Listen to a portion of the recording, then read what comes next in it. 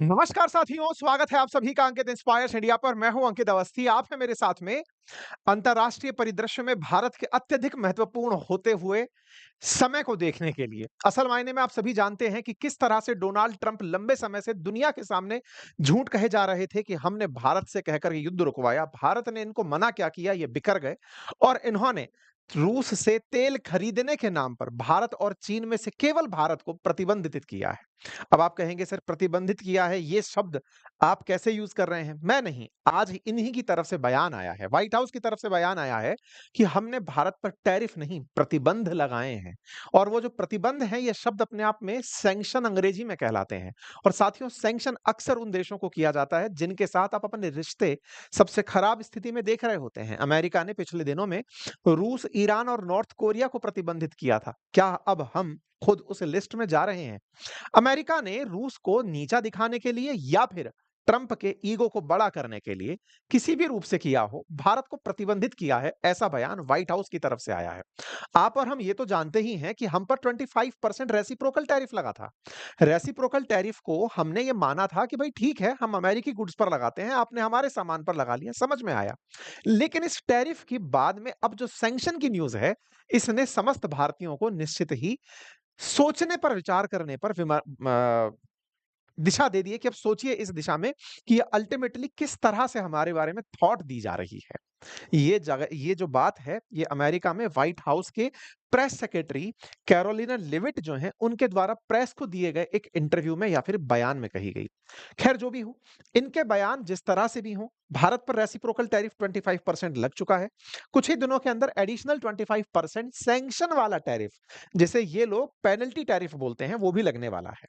इस प्रकार से भारत पे 50% अमेरिकी टैरिफ लग जाएगा। अर्थात भारत से अगर कोई सामान अमेरिका बिकने जाएगा तो उस पर 50% अतिरिक्त कर देना होगा। चलिए, यहां तक की बात समझ में आई। लेकिन ऐसा क्या है कि इन तमाम टैरिफ के बावजूद भी भारत का जो बाजार है, वो बढ़िया से परफॉर्म कर रहा है? क्या भारत ने जिस तरह से रूस को साधने का और चीन को साधने का प्रयास किया है, उसको बाजार ने सकारात्मक रूप से लिया है क्या? मैं ऐसा क्यों कह रहा हूं? क्योंकि एक तरफ तो आप टैरिफ की खबरें सुन रहे हैं, सैंक्शन की खबरें सुन रहे हैं, और वहीं जिस समय मैं आपका ये सेशन कर रहा हूं, उस समय पर बाजार, इस समय सेंसेक्स 81,849 पर चल रहा है।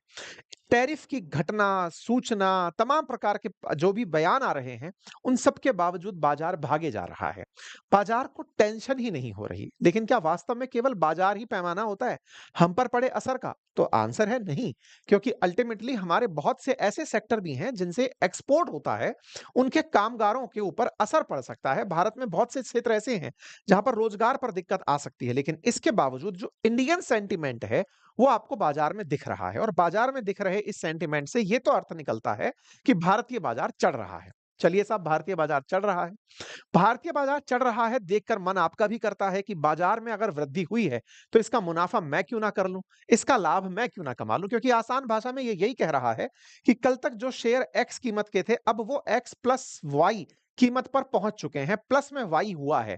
शेयरों की कीमत बढ़ी है, तो क्यों ना मैं भी इस मुनाफे से मुनाफा कमाकर निकल जाऊं। लेकिन करें क्या? हमें तो जानकारी ही नहीं होती कि शेयर खरीदते कैसे हैं, बेचते कैसे हैं, ट्रेड कैसे लेते हैं, कब एग्जिट करना होता है, किस तरह से अगर सेम डे पर भी ट्रेड करना हो तो इंट्राडे ट्रेड कैसे करते हैं। परेशान मत होइए, मैंने प्रॉपर आप लोगों के लिए स्टॉक मार्केट में कैसे एंट्री करनी होती है, कैसे एग्जिट करना होता है, कैसे अकाउंट मेकिंग होती है, कैसे आपको देखना होता है बाजार कैसे चल रहा है, सब सभी बातें एकदम बेसिक से सिखाई हैं अपने बातें बाजार की एप्लीकेशन पर, जहां आप भी इन्वेस्टमेंट सीख सकते हैं। आप भी अपने लिए स्टॉक मार्केट में हो रहे इस उतार चढ़ाव का खुद को हिस्सा बना सकते हैं। और बहुत ही नॉमिनल प्राइसेस में ये कोर्स पूरे साल भर की वैलिडिटी के साथ हिंदी भाषा में उपलब्ध है। कंटेंट अंग्रेजी में उपलब्ध है। आप इसे पढ़ सकते हैं, डाउनलोड कर सकते हैं और अपने रेफरेंस में से यूज कर सकते हैं। लिंक कमेंट बॉक्स में बातें बाजार की एप्लीकेशन का दिया हुआ है। चर्चा है कि हाल ही में अमेरिका के अंदर व्हाइट हाउस के जो प्रेस सेक्रेटरी हैं, कैरोलिना लेविट, इन्होंने मंगलवार को डोनाल्ड ट्रंप की तरफ से यह बयान दिया कि हमने भारत पर आर्थिक प्रतिबंध लगाए हैं। पूछा गया कि मैडम ऐसी मेहरबानी क्यों? बोले रूस पर दबाव डालने का प्रयास था, तो रूस पर दबाव डालने के लिए हमने भारत पर प्रतिबंध लगा दिए। ये सुनने में थोड़ा-सा आप लोगों को, क्योंकि इतने दिनों से हम इस खबर को बार-बार सुन रहे हैं, असर नहीं डालती, लेकिन इस बात को अगर गहराई से सोचें, तो विचार करने की बात ये है कि क्या भारत गुलाम है क्या? क्या भारत अमेरिका के अधीन है क्या? जो अमेरिका हम पर इस तरह का बर्ताव कर रहा है, जैसे हमने उसकी सत्ता को अपनी सत्ता माना हुआ है।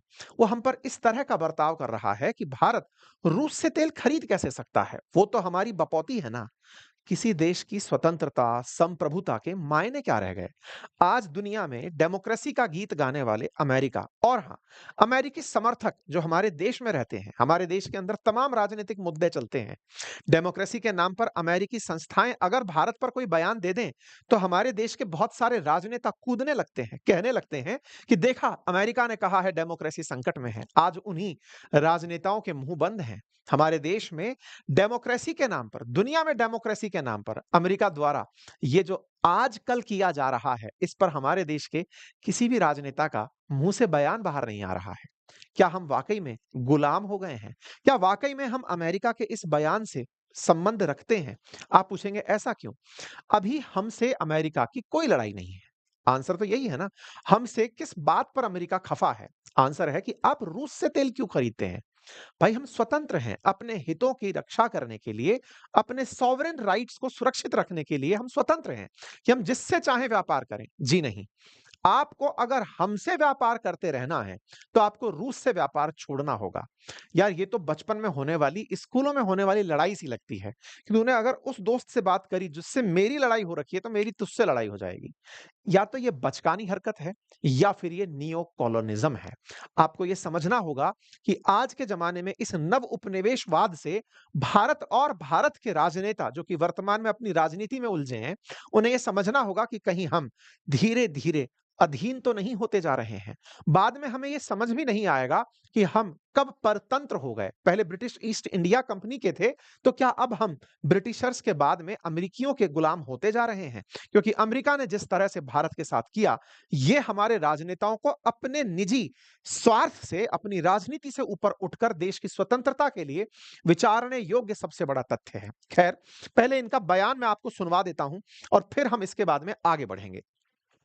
expects that to happen. And how long is Trump willing to wait and operate in good faith for Putin to actually arrange a meeting before he intervenes? Look, the president has put tremendous public pressure to bring this war to a close. He's taken actions, as you've seen, sanctions on India and other actions as well. He's made himself very clear that he wants to see this war end, and he has scoffed at the ideas of others that have been raised that we should wait another month before any meeting takes place. The president wants to move, and he wants to bring this war to an end as quickly as possible. Just a clarification on something you said earlier about Putin agreeing.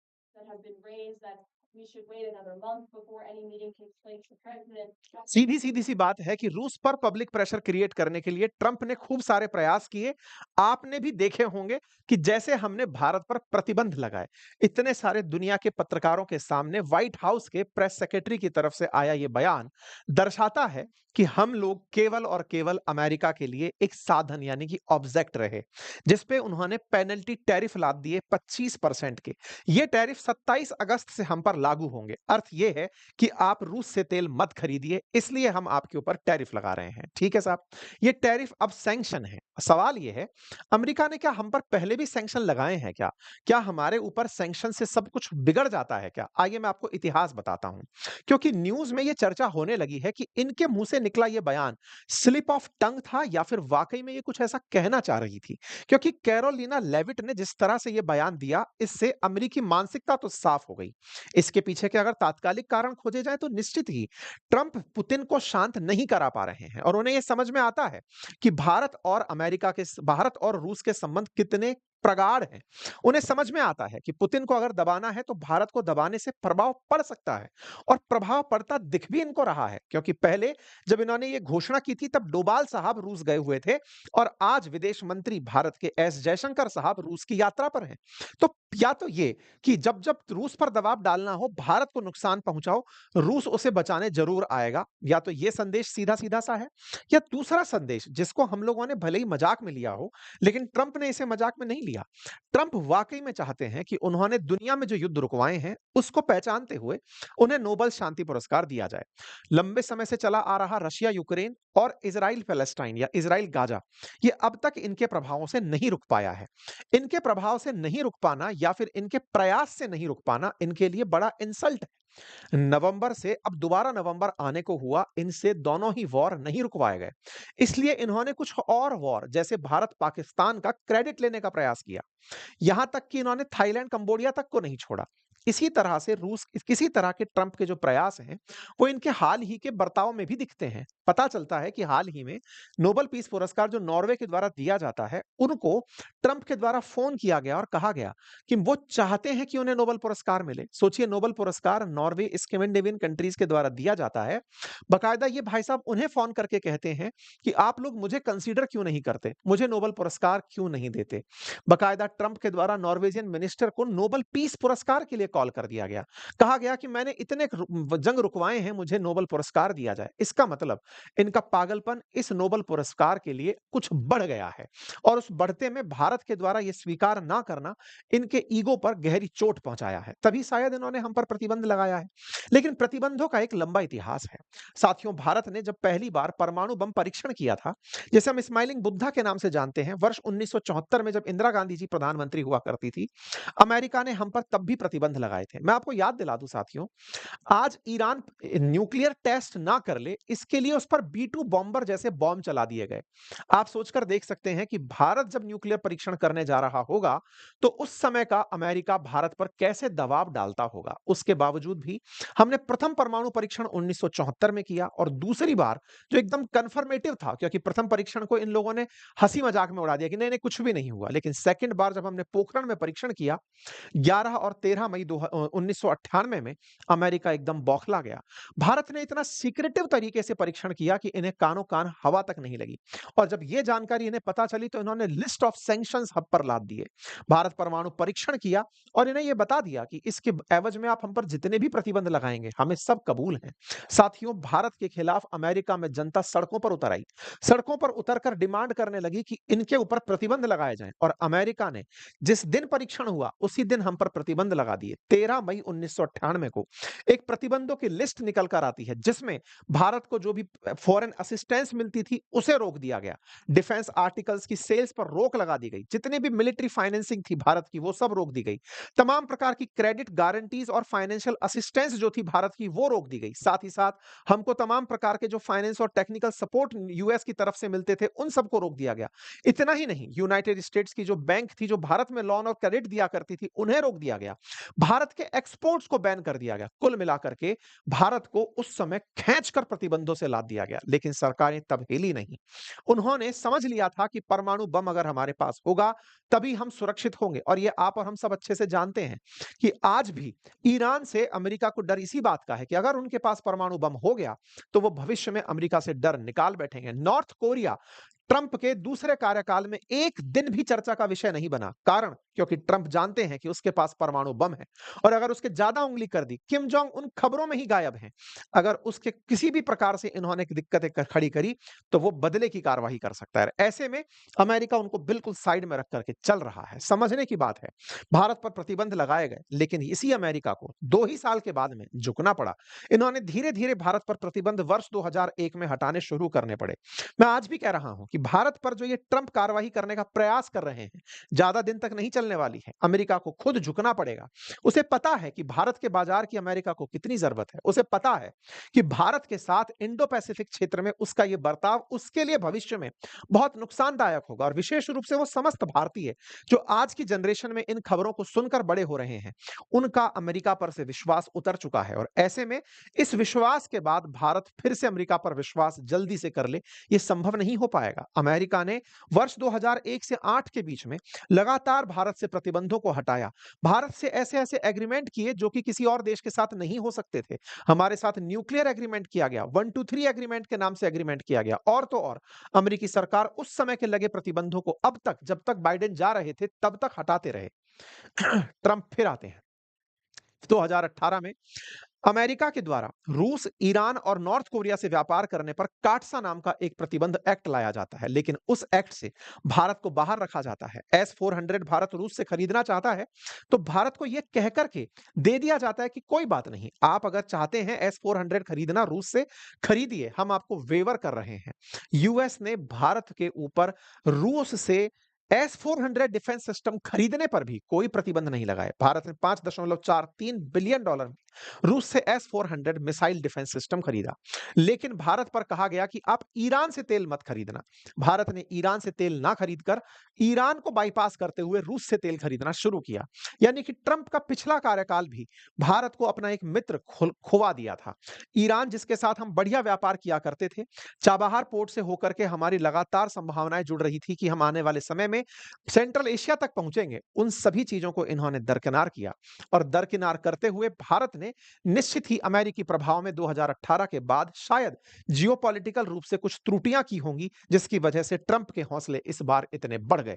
साथियों, 2024 के अंदर America ने फिर से, जब Biden का काल था, भारत पर रशिया रिलेटेड जितने भी व्यापार थे, एक्टिविटीज थी भारत के साथ में, जितने भी कंपनी रूस से व्यापार करती थी, उन पर प्रतिबंध लगाने का प्रयास किया, लेकिन भारत ने साफ कहा कि हम पर इसका कोई प्रभाव नहीं पड़ेगा। अब जब ट्रंप सत्ता में है, ट्रंप के द्वारा सत्ता में आते ही टैरिफ का उपयोग किया जा रहा है भारत को डराने के लिए। भारत इन चीजों से रुकने वाला नहीं है, लेकिन आवश्यकता है कि हम इस बात की कड़ाई से पालना करें कि अमेरिका हमें भविष्य में ना डरा पाए। भारत लगातार बढ़ती हुई अर्थव्यवस्था है। 2030 तक हम दुनिया की तीसरी सबसे बड़ी अर्थव्यवस्था होंगे, लेकिन इस अर्थव्यवस्था के होने के साथ-साथ हमारी निर्भरता अमेरिका पर ना हो, ताकि भविष्य में इस जैसे देश हमें अपने हाथ की कठपुतली ना बना ले, यह समझना आवश्यक होगा। मेरे प्यारे साथियों, आप जानते हैं कि अमेरिका के द्वारा डाले जा रहे तमाम प्रयासों के चलते, दबावों के चलते भारत इन दिनों चीन के बहुत नजदीक आया है। लेकिन चीन के बारे में जब अमेरिका से पूछा गया, मार्को रूबियो से पूछा गया कि आपने चीन पर प्रतिबंध क्यों नहीं लगाया, चीन भी तो रूस से तेल खरीदता है। इनका जवाब था कि चीन पहले 13% तेल खरीदता था, आज वो 16% तेल खरीद रहा है। वो किस तरह से डिफरेंस क्रिएट कर रहा है। भारत ने तो 1% से लेकर अब 40% तक पहुंच गया। पहले युद्ध से पहले वो 1% तेल भी नहीं खरीदता था, आज वो 40% तेल खरीद रहा है। ज्यादा सिग्निफिकेंट परिवर्तन तो भारत ने किया है, इसलिए हम भारत पर प्रतिबंध लगाए। दूसरा, इनका बयान था चीन के तेल खरीदने से दुनिया में तेल की कीमतों पर इजाफा नहीं होता, दुनिया में तेल की कीमतें नहीं बढ़ती। साथियों, ये समझने की बात है और ये बहुत इंपॉर्टेंट है कि जिस तरह से यहां पर मार्को रूबियो ने बयान दिया है, वो बयान बहुत सारे सवाल खड़े करता है और वो सवाल सिंपल हैं कि यही तो बात भारत दुनिया को सिखा रहा था कि हम रूस से तेल इसलिए खरीदते हैं ताकि दुनिया में तेल की कीमतों पर असर ना पड़े। आज ये खुद डिफेंस लॉयर बनकर के चाइना के प्रशंसक बन के खड़े हैं। रीजन इसका साफ है, क्योंकि चाइना ने इनकी नसें दबाई हुई हैं। मैंने आपको पहले भी बताया था रेयर अर्थ एलिमेंट्स को लेकर के, मैंने बताया था कि किस तरह से रेयर अर्थ एलिमेंट की एक्सपोर्ट चाइना ने रोक दी थी, जिसके चलते रूस को टोन डाउन होना पड़ा था। हाल ही में एक बयान इनके वाणिज्य मंत्री का आया है और वो तो बहुत ही हास्यास्पद है। वो भाई साहब कहते हैं कि ट्रंप ने जो टैरिफ लगाए हैं इनके ऊपर पेनल्टी के नाम पर, उसके पीछे का एक बड़ा रीजन है। बोले क्या? बोले इनकी वजह से भारत के अंदर कुछ अमीर लोग जो थे ना, वो पैसे वाले हो रहे थे। भारत के अंदर कुछ अमीर लोग धन कमा रहे थे। भारत ने $16 बिलियन कमा लिया अमेरिका को या फिर दुनिया को रूस का तेल बेच करके। पहले उन्होंने रूस से खरीदा और उसे और देशों को बेचकर इन्होंने $16 बिलियन का मुनाफा कमा लिया। और इन्होंने भारत के अंदर कोई रूस के या अमेरिका के खिलाफ प्रतिक्रिया ना हो जाए, इस पर इन्होंने जो जवाब दिया वो बड़ा इंटरेस्टिंग था। इनका कहना था कि भारत के अंदर कुछ अमीर लोग ऐसे हैं जो इसका लाभ कमा रहे हैं। भारत ने 1% से लेकर मतलब $16 बिलियन का इन्होंने प्रॉफिट कमाया है और इस काम को करने में इनके कुछ अमीर लोग अपना पैसा बनाते चले जा रहे हैं। मैं पहले तो आपको यह बता दूं कि यह अमेरिका का इस तरह का जो बयान है वो किस तरह से गलत है। यह बात सही है कि भारत में अंबानी, अडानी या फिर जो भारत के अंदर ऑयल कंपनीज हैं वो कियारा मतलब नायरा जैसी जो कंपनी है, वो भारत में तेल मंगा करके बाहर बेच रही थी। मतलब अंबानी की कंपनी बेच ही रही थी। लेकिन ये बात भी सच है कि आपने इस तेल से जो पैसा कमाया, वो भारत के टैक्स में जुड़ा, नंबर 1। नंबर दूसरा, भारत पर प्रतिबंध आप ये कहकर लगा रहे हो कि भारत ने लाभ कमाया और भारत के कुछ धन्ना सेठों ने लाभ कमाया। लेकिन प्रभु, आपने जो भारत पर प्रतिबंध लगाए, उससे तो भारत की आम जनता को ही नुकसान हुआ। भारत से जो स्टोन का, आभूषणों का काम होता था, जो एक्सपोर्ट होता था अमेरिका को, वो आपके सैंक्शंस के चलते, आपके टैरिफ के चलते बाधित हुआ। तो अगर आप हम देशवासियों में ये भाव पैदा करना चाहते हो कि देखो हमने तो आप ही का भला किया, आपके कुछ अमीरों को लाभ कमाने से रोका। सर, हमारे देश के अमीर भी लाभ कमा करके टैक्सेशन भारत सरकार को ही देते हैं। लेकिन आपके द्वारा लगाए गए जो सैंक्शंस हैं, इससे मेरे देश के लोग बेरोजगार होते हैं। मेरे देश के लोग जिनको रोजगार के रूप में एक्सपोर्ट करने वाली जो सामग्री है उनका निर्माण करना होता है, उनके धंधे कम होते हैं। ये भारत सरकार निपट लेगी इन सब बातों से कि प्रॉफिटियरिंग को कैसे रोकना है। आप हमारे ऊपर वाकई में राज करने लगे हो क्या? मतलब आप दुनिया को ये बताने निकले हो, अपने आप को डेमोक्रेसी का मसीहा बनाकर, कि आप रूस से तेल मत खरीदो। क्यों? क्योंकि आप हमारे गुलाम हैं। आप हमें अब ये भी बताने लगे हो कि इंडिया में कुछ लोग पैसा कमा रहे थे, इसलिए हमने ये फैसला ले लिया। ये तरीके मीडिया के माध्यम से प्रभावशाली तरीके से फैलाए जरूर जा सकते हैं, बेवकूफ नहीं बनाया जा सकता। और हम समस्त भारतीय इस बात को बेहतर तरीके से समझें। हमारे आंतरिक मुद्दों पर पहले अडानी के मामले में इन लोगों ने जिस तरह से हिंडनबर्ग का मामला चलाकर भारतीय बाजार को पूरी तरह हिला दिया था, अब ये सैंक्शन लगाकर भारत के अंदर सेंटिमेंट का भी लाभ लेना चाहते हैं। गजब! ऐसे में आप सभी को यह समझना होगा कि अमेरिकी लूप में नहीं फंसना है। ये लोग सभी वो प्रयास करेंगे। अब सवाल आता है, भारत के ऊपर ये जो बात कही इन्होंने कि भारत तो सीधा 42% तक तेल खरीदने लग गया है, चाइना तो 13% से बस 16 ही पहुंचा। तो मैं आपको आंकड़े दिखाता हूं। साथियों, ये 17 जुलाई तक 2025 तक के आंकड़े हैं। बस आप लाल रंग को मैच कर लीजिएगा, जिससे अंदाजा लग जाएगा। ये लाल रंग बताता है बिलियन यूएस डॉलर का कितना माल खरीदा गया। बस ये 2 बार अपने आप में कंपेयर करने के लिए पर्याप्त है कि चीन ने भारत से ज्यादा तेल खरीदा। लेकिन अमेरिका की नजर में यह 16% ही था चीनी आवश्यकता का, और भारत ने अपनी आवश्यकता का 42% खरीद लिया। इसलिए हमने भारत को प्रतिबंधित किया। या फिर यह कह दीजिए जनाब कि आपका भारत पर जोर चलता था, इसलिए आपने भारत पर प्रतिबंध लगाए। चीन पर आपका प्रतिबंध नहीं चलता था, इसलिए आपने उन्हें छोड़ दिया। क्योंकि चीन को आपने पहले सोचा था कि इसको पनिशमेंट देंगे, लेकिन चीन ने आपको उल्टा आप ही की तरीके से पछता दिया, आपको पछाड़ दिया था। आपको याद होगा, मैंने कल भी एक सेशन किया था। चीन के विदेश मंत्री भारत की यात्रा पर हैं और मैंने बताया था कि उन्होंने रेयर अर्थ एलिमेंट्स के ऊपर से भारत पर लगे हुए जो प्रतिबंध थे वो हटा दिए हैं। ये वही प्रतिबंध थे जो अमेरिका पर इन्होंने लगाए थे। और तो और, अब चीन और भारत एक दूसरे के नजदीक आ रहे हैं। यूएस के इन तमाम प्रयासों से भारत के प्रधानमंत्री 7 साल बाद चीन जा रहे हैं। दोनों देश एक दूसरे के साथ होने वाली ब्रिक्स की बैठकों में बहुत विश्वास व्यक्त कर रहे हैं। भारत के विदेश मंत्री एस जयशंकर साहब 3 दिवसीय यात्रा पर रशिया पहुंच चुके हैं। ये तस्वीरें हैं जिन्हें आप देख सकते हैं कि विदेश मंत्री इस समय रूस की यात्रा पर हैं। और हां, रूसी विदेश मंत्रालय की तरफ से भारत के अंदर जो एम्बेसी है उसके अंदर बयान दिया गया है कि भारतीयों परेशान होने की जरूरत नहीं है। अगर अमेरिका का बाजार बंद होता है तो हम अपना बाजार आपके लिए खोल कर रखे हैं। अपना सामान रूस में एक्सपोर्ट करिए। नंबर दूसरा, भारतीयों के लिए एक और ज्यादा रूस ने जो ऑफर दिया वो ये कि अब आप अपना तेल हमसे 5% और कम दाम पर खरीद पाएंगे। यानी कि रूस ने तेल की कीमतों में 5% और कटौती कर दी है कि भारत सस्ता तेल खरीद ले। कुल मिलाकर के रूस भी भारत को अपने साथ लिए दौड़ रहा है।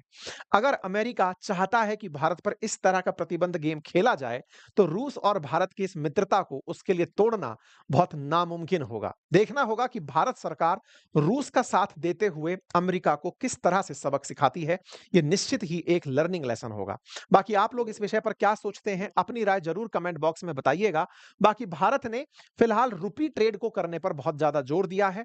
ब्रिक्स की बैठक भारत में होंगी, निश्चित ही वो आने वाले समय में अमेरिका को एक बड़ा मैसेज देने के लिए होंगी।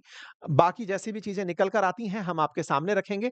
फिर भी इन सब के बावजूद एक सलाह है, अगर भारत चाहता है वाकई में अमेरिका को पछाड़ना, तो कुछ पंक्तियां हैं जिन पर वाकई में हम लोग काम कर सकते हैं। सबसे पहले ये कि हम भारत के अंदर टूरिज्म सेक्टर को बहुत ज्यादा ग्रो कर सकते हैं। साथियों, टूरिज्म में हमारे पास अपार संभावनाएँ हैं। हम ग्लोबली कैंपेन चलाएँ, लोगों को भारत में बुलाएँ, नागरिकों की सुरक्षा सुनिश्चित करें।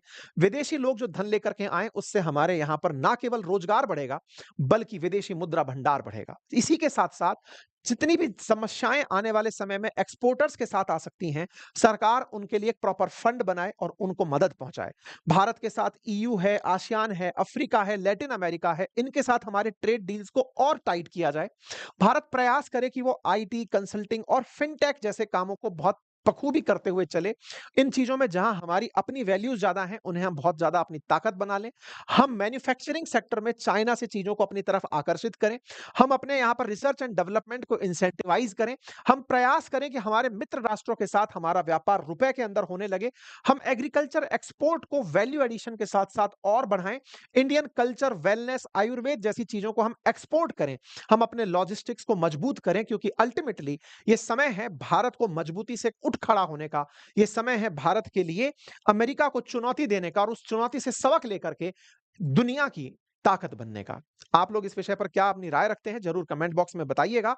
बाकी मैं आप लोगों को एक ज़रूरी सलाह देना चाहता हूं, और वो ये है कि आप में से तमाम साथी जो भी सैलरीड क्लास में हैं और वो अपनी तनख्वाह से हर 10 तारीख तक पहुंचते-पहुंचते परेशान होने लगते हैं, उनके लिए छोटी-सी सलाह, अपने लिए सेविंग करना शुरू करिए। और सेविंग का सबसे आसान तरीका है म्यूचुअल फंड। ये मैं बार-बार भी बोल रहा हूं, इसका मतलब ये नहीं है केवल यही तरीका है, लेकिन इसका मकसद यही है कि आप बहुत कम रुपए से भी अपने लिए बचत शुरू कर सकते हैं, जो बाजार में निवेश होती है और निवेश होकर के प्रॉपर तरीके से आपके लिए एक संकलित मनी बनकर आती है। आवश्यकता है कि किस तरह से आप अपने पैसे को व्यवस्थित करें और ईएमआई की जगह आपका म्यूचुअल फंड आपकी कैसे ताकत बनकर खड़ा हो। इसके लिए अगर आप जानना चाहते हैं, तो आइए मैं आपको बताने जा रहा हूं म्यूचुअल फंड के बारे में। एक डिटेल जानकारी, प्रॉपर एक कोर्स, म्यूचुअल फंड सिलेक्शन से लेकर डायरेक्ट वर्सेस रेगुलर, तमाम प्रकार के डिफरेंसेस, कौन सा म्यूचुअल फंड आपकी उम्र के हिसाब से आपके लिए सही है, सारी जानकारी हमारे ऐप पर बातें बाजार की पर लिंक कमेंट बॉक्स में दिया हुआ है। साल भर की वैलिडिटी के साथ इस कोर्स को आप ज्वाइन कर सकते हैं। धन्यवाद।